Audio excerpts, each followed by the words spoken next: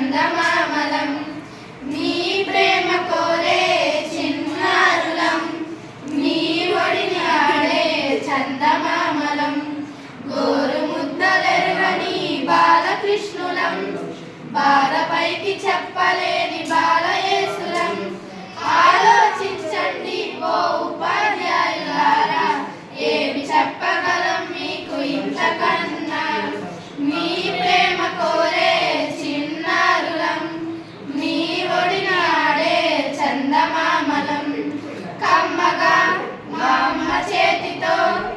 ఏ పూట తింటాము ఏడాదిలో చక్కగా